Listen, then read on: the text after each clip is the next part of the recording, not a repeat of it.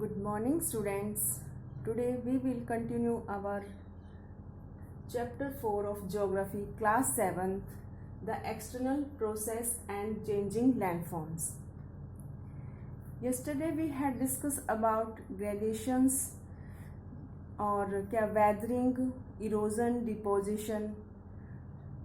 Today we will discuss about riverine landforms. Let's start. Water is riverine landforms. Water is one of the strongest agent of erosion. भी जो erosion हमने next अपनी जो previous video थी उसमें erosion deposition को हमने discuss किया था.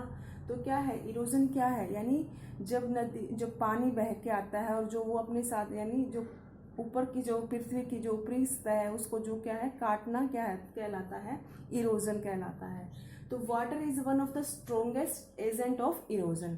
जो इरोजन का क्या है स्ट्रोंग एजेंट कौन है, वाटर. यानी वाटर के कारण क्या होता है, इरोजन होता है. और with rainfall being the main source of water, और वाटर का मेन सोर्स क्या है, रेनफॉल है यानी रेन है. स्ट्रोंगेस्ट एजेंट क्या है इरोजन का, वाटर है, और वाटर का मेन सोर्स क्या है, रेन है. Underground caves are formed the action of ground water. भी जब बारिश होती है और बहुत तेज से, तो जो पानी है क्या है अंदर पृथ्वी में भी क्या है, भी अंडरग्राउंड भी क्या है वो रिसाव होने लगता है उसका. इसके कारण क्या है अंडरग्राउंड क्या है केव्स भी बन जाती हैं. Underground caves are formed of action of ground water. भी जो अंडरग्राउंड जो केव्स बनी होती हैं वो उनका किसके कारण फॉर्म उनका होता है, ये ग्राउंड वाटर के कारण होता है. Where as following surface water mainly in the form of rivers. और जो अर्थ की सरफेस पर पानी फ्लो कर रहा है वो क्या है मेन फॉर्म किसकी फॉर्म में होता है, मेनली रिवर्स की फॉर्म में होता है. ठीक है. और अंडरग्राउंड जो केव्स है वो किसके कारण हम बनती हैं, अंडरग्राउंड वाटर के कारण बनती हैं. The source or origin of a river is in the hilly or mountains region known as the upper case. भी जो रिवर्स है, रिवर्स कहाँ से निकलती हैं, बनती हैं यानी हिल माउंटेन से आती हैं रिवर्स. तो क्या है वो किसका सोर्स, रिवर्स का सोर्स कहाँ से है, हिली और माउंटेन रेंज से है, माउंटेन रेंज से है. उसको क्या कहा जाता है, known as the upper course. Upper course यानी ऊपर से वो आ रही हैं तो इसीलिए क्या है उनको अपर कोर्स कहा जाता है.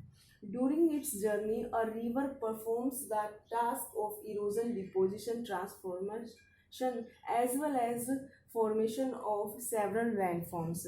भी वो जब रिवर्स हैं माउंटेन से आ रही हैं ऊपर से, तो उसके दौरान जो माउंटेन से भी वो नीचे कहाँ पर आ रही हैं, लैंड पर. तो वो क्या है उस दौरान उनकी जर्नी होती है, वो क्या करती हैं रिवर्स, क्या क्या अपने साथ लेके आती हैं, क्या कौन कौन से प्रोसेस होते हैं उनके रिवर्स के टाइम जर्नी के दौरान, इरोजन, डिपोजिशन, ट्रांसफॉर्मेशन. ठीक है. और जब इन तीनों की टास्क के कारण क्या क्या बनता है, सेवरल लैंडफॉर्म्स बनते हैं. जो रिवर्स माउंटेन से नीचे आ रही हैं तो वो अपने साथ क्या प्रोसेस करती हैं, इरोजन, डिपोजिशन और ट्रांसफॉर्मेशन.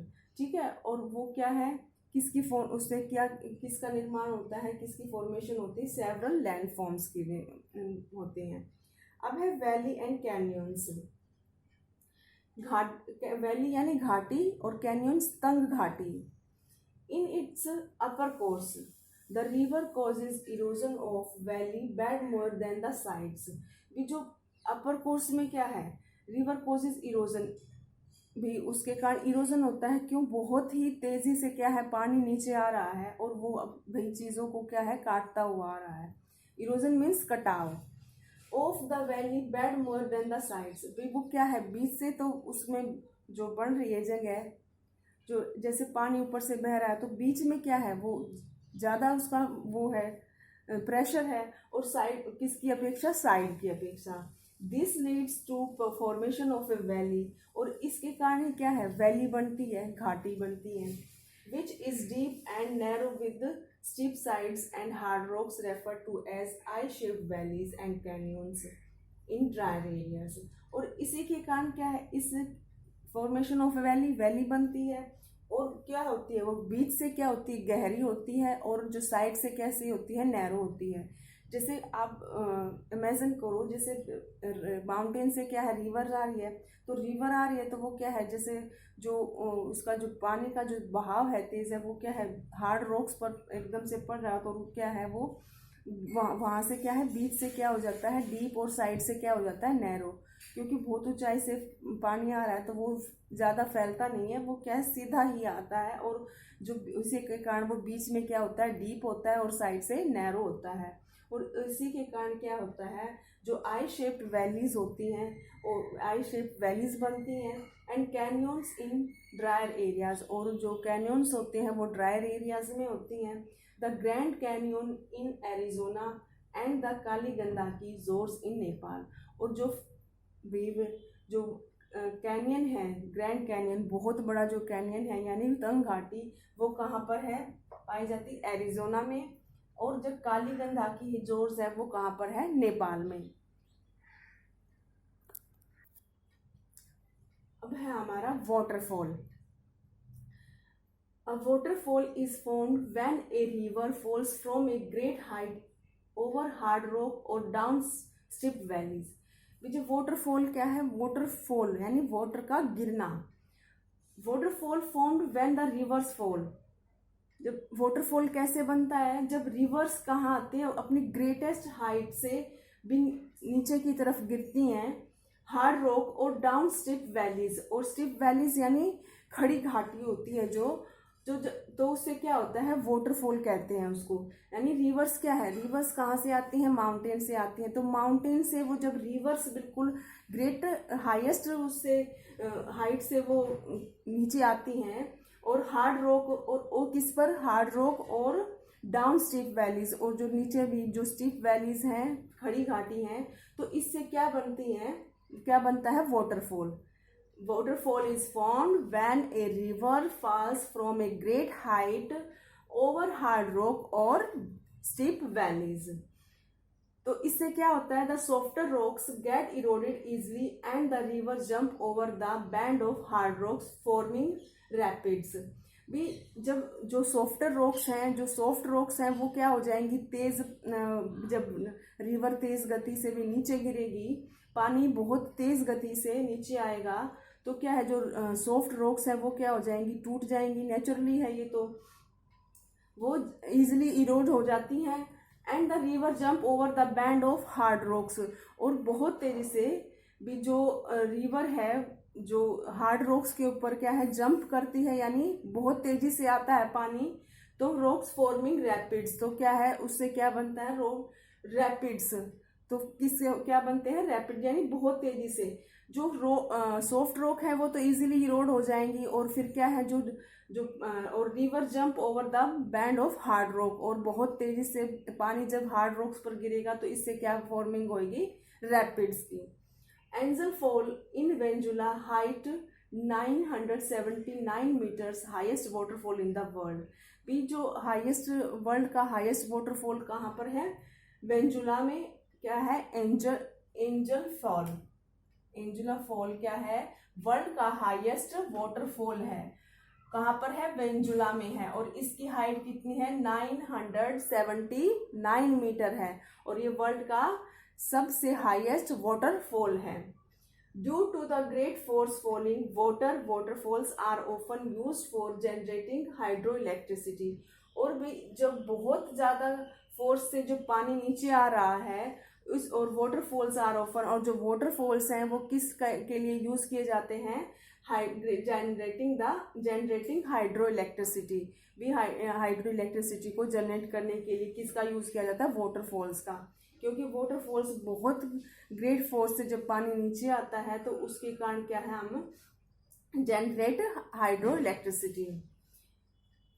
अब हम जैसे हमने अपर कोर्स किया था, अब हमारा क्या आता है, जैसे हम 3 कोर्स करेंगे, जो रिवर्स के 3 रिवर्स की जर्नी में क्या है, 3 अपर कोर्स, मिडिल कोर्स और लोअर कोर्स।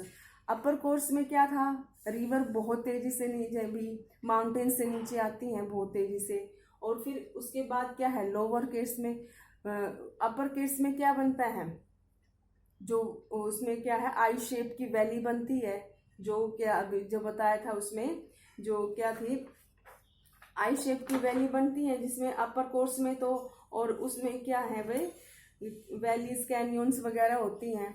और इसमें क्या है, अब लोअर कोर्स मिडिल कोर्स है। As a river leaves the higher land and enters it middle course, भी जब रिवर्स हायर लैंड से निकलती है, हायर लैंड से निकलती है और एंटर इट्स मिडिल कोर्स यानी मिडिल कोर्स में एंटर करती है, इट्स स्पीड डिक्रीजेस, भी उसकी स्पीड क्या हो जाती है, कम हो जाती है। नेचुरली है, एकदम से ऊपर से कोई चीज़ आ रही है तो उसकी जब गति क्या होगी, तेज होगी, और जैसे वो नीचे थोड़ी नीचे आएगी तो उसकी क्या है, गति क्या है, यानी जो उसकी स्पीड है वो क्या है, कम हो जाएगी। ट्रांसफॉर्मेटिंग the eroded material, it also deposits some of its load forming V-shaped valleys. जब क्या है, वो अपने साथ क्या है, इरोडेड मटेरियल लेके आती है रिवर, तो it also deposit some of its load forming, और जब उसको वो डिपॉजिट करती है तो इससे कैसी लोड फॉर्मिंग बनती है, वी शेप्ड की वैलीज बनती हैं। जैसे हायर से वो रिवर्स नीचे लैंड की तरफ आती है और एंटर करती है यानी मिडिल कोर्स में, तो क्या है, उसकी स्पीड क्या हो जाती है, कम हो जाती है, और कम होके और अपने साथ वो जो इरोड मटेरियल लेके आती है तो और उसको डिपॉजिट करती है, तो क्या है, उससे किस तरह की वैलीज बनती है, हमारी वी शेप्ड वैलीज बनती हैं। फिर in its middle course the river reaches the plains where the valley gets वाइडेड, और जब मिडिल कोर्स में जब रिवर कहाँ पर पहुँचती है, प्लेन्स में, ठीक है, प्लेन्स में, पहले वो क्या है माउंटेन से तो फिर वो कहाँ पर पहुँचती है, प्लेन्स एरिया में, तो क्या है, जो वैली गेट्स वाइडेड, वहाँ पर क्या है, जो वैली है वो कैसी हो जाती है, वाइडेड यानी चौड़ी हो जाती है। देखो जब वो ऊपर से आ रही है तो क्या है, उसकी जो है, जो उसका एरिया है वो क्या होता है, कम होता है। ऐसे देखो ये वी शेप, जैसे ये वी बन रहा है तो यहाँ से नीचे से आ रही है वो है, तो क्या है, एरिया कम है ना, और जैसे जैसे वो प्लेन्स की तरफ पहुँचती है तो क्या है, एरिया क्या है, फैल जाता है यानी बड़ा होता जाता है, तो इसीलिए क्या है, ये वी शेप्ड में वैली बनती हैं। The speed of river also decreases and the movement on an uneven land surface forces the water to move irregularly, leading to creation loops and meanders. जब speed of the river also decreases, भी reverse की speed कम होती है, and कहाँ पर planes पे पहुंचने के बाद रिवर्स की क्या है, स्पीड कम हो जाएगी, and the movement on uneven land surface, और जब रिवर्स का लैंड पर पहुंचती है, एक बहुत तेज गति से आ रही है, फिर वो लैंड पर पहुंच रही है, तो एक तो उसकी स्पीड कम हो रही है, और फिर उसको क्या है, जो उसकी मूवमेंट है वो अनइवन हो जाती है भाई, इधर से उधर, तो इसके कारण क्या है, इरेगुलरली होती है, मूव इरेगुलरली, और फिर क्या, to creation loops and meanders, तो वो क्या क्रिएट करती है, लूप एंड मेंडर्स यानी भूल भुलैया सी बन जाती है। जैसे भाई आ रही है तो ऊपर से आई, तो उसके बाद वो जैसे प्लेन्स पर पहुंची तो इधर से इधर उधर, तो इस तरह से एक भूल भुलैया सा बन जाता है, लूप एंड मेंडर्स, उन्हें क्या कहते हैं, लूप एंड मेंडर्स, तो इससे क्या क्रिएट होता है, loop and meanders. During the middle course the river perform the work of erosion, transformation as well as deposition, और इस मिडल कोर्स के दौरान ही क्या है, जो रिवर क्या परफॉर्म करती है, वही द वर्क ऑफ इरोजन, भाई इरोजन होता है, फिर ट्रांसफॉर्मेशन के साथ साथ क्या है, वो डिपोजिशन भी करती है। जैसे अपने आ रही है तो इरोजन तो वो नेचुरली लेके आ रही है और उसके कर रही है, और उसके बाद जो है उसको ट्रांसफॉर्मेशन कर रही है एज वेल एज डिपोजिशन में, यानी वो जो इरोजन है वो कटा हुआ, उसको फिर जो अपने साथ सेंडिमेंट्स लेके आ रही है वो डिपोजिशन है, उसको क्या है, ट्रांसफॉर्मेशन भी कर रही है ना। तो इन तीनों प्रोसेस उसके मिडिल कोर्स में चलते हैं, इरोजन भी, ट्रांसफॉर्मेशन भी और डिपोजिशन भी। अब है हमारा lower course, upper course, middle course and lower course. Lower course, the river flows through land which is almost flat, जब रिवर भी माउंटेन से लैंड की तरफ होती है, फ्लैट लैंड की तरफ, तो वो क्या है, बिल्कुल river flows through land which is almost flat, भाई जब वो लैंड पर रिवर फ्लो कर रही होती है तो वो क्या हो चुकी होती है, ऑलमोस्ट फ्लैट हो चुकी होती है। इट्स वर्किंग मेनली डिपोजिशन, और वो क्या करती है, अब उसका वर्क क्या होता है, मेनली डिपोजिशन करना, यानी इरोजन नहीं होगा, अब क्या होगा, डिपोजिशन। क्योंकि इरोजन तो क्या है, जब वो आ रही है बह के तो उससे के साथ वो इरोजन कर रही है, और फिर क्या है, अब जब वो बिल्कुल यानी लैंड पे पहुंच चुकी है रिवर, तो अब वो क्या, उसका मेन वर्क क्या है, only deposition. During the rainy season the river overflows and deposits the sediments beyond on the banks. भी जब रेनी सीजन होता है, रेनी सीजन के कारण क्या है, जो रिवर्स हैं ओवरफ्लो हो जाती हैं, ओवरफ्लो के कारण जो वो डिपॉजिट है जो लेके आई हैं, वो deposit the sediments beyond the on the banks, और वो क्या है, ओवरफ्लो होने के कारण जो सेंडिमेंट्स हैं वो क्या है, बैंक पर यानी किनारे पर फैल जाते हैं। जो सेंडिमेंट्स होते हैं डिपोजिशन के, वो क्या है, ओवरफ्लो होने के कारण क्या है, बैंक पर यानी जो किनारे हैं नदी के वहां पर आ जाते हैं। The deposition of the these fertile sediments on the flat land thus leads to the formation of flood plain. और इस डिपोजिशन के कारण जो फर्टाइल सेंडिमेंट्स हैं और वो क्या है, फ्लैट लैंड पर आ जाते हैं, तो this leads the formation of flood plains. इससे क्या बनते हैं, फ्लड प्लेन्स बनते हैं। The course material deposit close to the river from a long and low wall along a bank known as the natural levee। भी जब the course material deposits, जब वो जो मटेरियल है वो डिपोजिट होता है क्लोज टू द रिवर, भी जो रिवर से फ्रॉम ए लॉन्ग, जब रिवर के अंदर जैसे वो डिपोजिशन वो होता है, वहां पर मटेरियल क्लोज होता है, तो रिवर जो रिवर है from a long and low wall, भी अपने लॉन्ग ए बैंक, अपने जो बैंक के जो साइड में है एक लो या हाई क्या है, एक वॉल बना देती है, known as the natural levee, जिसे क्या है भी कहा जाता है नेचुरल लेवी, जिसे लेवी कहा जाता है। लेवी में कहा जाता है भी ऐसी दीवार बन जाना कि भी साइड में जब क्या है भी और वो डिपोजिट्स के कारण रिवर्स क्या है अलोंग और लो वॉल बना देती है अपने क्या है, अपने साइड्स में बैंक्स के कारण, तो उसको क्या नेचुरल लेवी कहा जाता है। लेवी यानी सेतु होता है, यानी एक सेतु का काम करती है ताकि भी पानी बाहर ना जा सके, तो लेवी होता है सेतु, भी सेतु का काम करती है, यानी एक बांध की तरह का काम करती हैं, जो भी दीवार बड़ी भी हो सकती है और वो छोटी भी हो सकती है। In lower course when the river nears the sea its remaining loads gets deposited forming a fan shape track. और लोअर कोर्स में ही क्या है, लोअर कोर्स में क्या है, रिवर की क्या स्पीड क्या हो जाती है, बिल्कुल स्लो हो जाती है।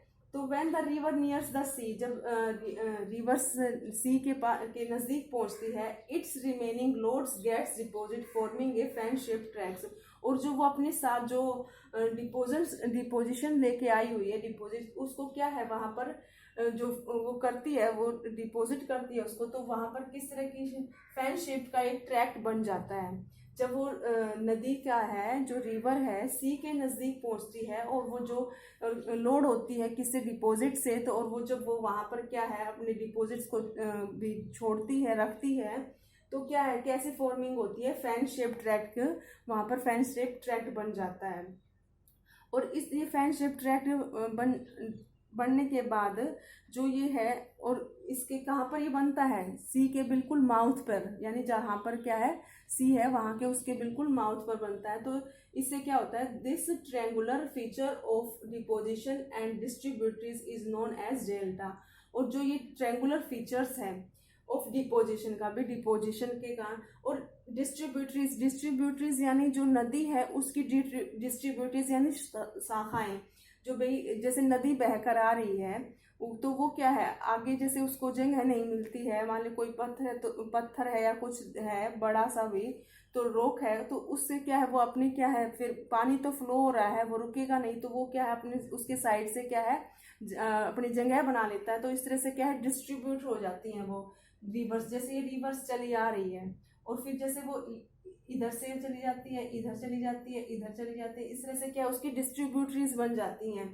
तो वो ये क्या है जो डिपोजिशन है, triangular features of deposition and distributary, और उस जो रिवर्स की जो डिस्ट्रीब्यूटरी रहती है वो किसके नाम कैसे क्या कहा जाता है, उसको डेल्टा बनता है, इज नोन एज डेल्टा, भी इसको डेल्टा के नाम से जानते हैं। Delta region is extremely fertile and supports the settlement of huge population. और जो जहाँ पर वो डेल्टा बनता है, वो जो डेल्टा रीजन है वो क्या होता है, बहुत ज़्यादा फर्टाइल होता है, और फर्टाइल होने के कारण वहाँ पर क्या है, पॉपुलेशन बहुत ज़्यादा होती है। The Ganga Brahmaputra river system forms the world largest delta. और जो गंगा ब्रह्मपुत्र की जो रिवर्स का सिस्टम है, जैसे गंगा और ब्रह्मपुत्र आ रही है और उनकी फिर डिस्ट्रीब्यूटरीज हैं, और डिस्ट्रीब्यूटरी मिलकर क्या बनाती हैं, डेल्टा बनाती हैं, और वो क्या है, वर्ल्ड का सबसे लार्जेस्ट डेल्टा है। गंगा ब्रह्मपुत्र रिवर का जो सिस्टम है वो क्या है, वर्ल्ड का लार्जेस्ट डेल्टा है, क्योंकि गंगा और ब्रह्मपुत्र जो नदियां हैं और उसकी डिस्ट्रीब्यूटरी हैं जो, वो मिलकर क्या है, डेल्टा बनाती हैं, और वो क्या है, वर्ल्ड का लार्जेस्ट डेल्टा होता है।